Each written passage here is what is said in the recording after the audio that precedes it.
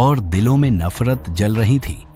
तब एक बहादुर ने फैसला किया कि जंग नहीं, इस बार अमन जीतेगा, चाहे दुश्मन माने या ना माने। अनातोलिया की सर्द रात थी। आसमान पर चांद अपनी रोशनी फैला रहा था और काई कबीले के तंबू सन्नाटे में डूबे हुए थे। लेकिन उस सन्नाटे के पीछे एक तूफान छुपा हुआ था। टेम्पलर नाइट्स और काई कबीले के बीच नफरत, शक और बदले की आग बढ़ती जा रही थी। हर तरफ जंग के बादल मंडरा रहे थे। ऐसे में एर्तुगरुल ने सुलह का रास्ता तलाश करने का फैसला किया। एर्तुगरुल जानता था कि एक सुल्तान सिर्फ तलवार से नहीं, बल्कि समझदारी, सहनशीलता और इंसाफ से भी बनता है।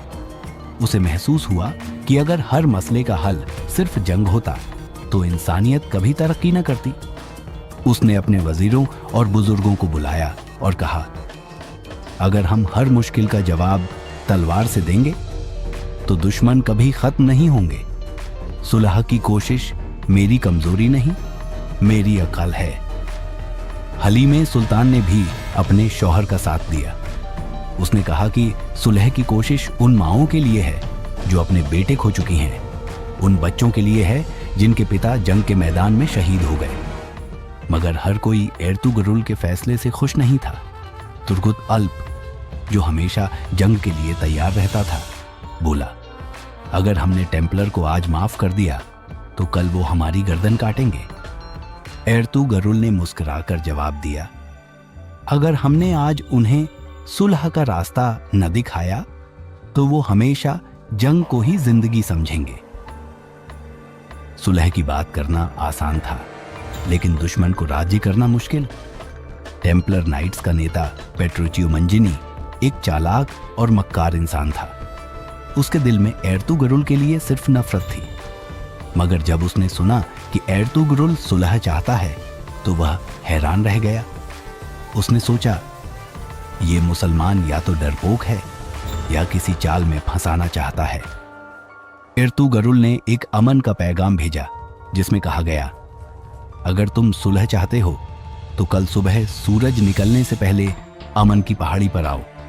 हम दोनों अकेले मिलेंगे, न तलवार न सैनिक। पैगाम पाकर पेट्रुचियो दुविधा में पड़ गया।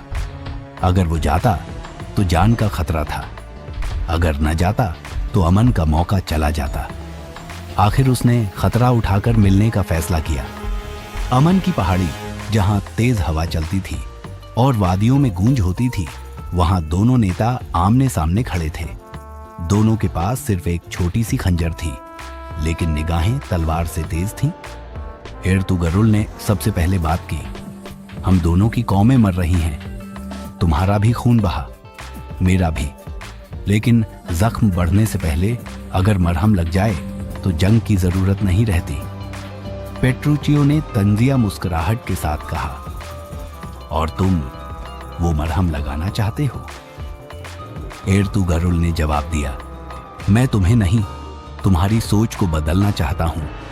अगर तुम सुलह के लिए राजी हो जाओ तो दोनों कौमें अमन में जी सकती हैं, वरना तलवार दोनों तरफ चलेगी।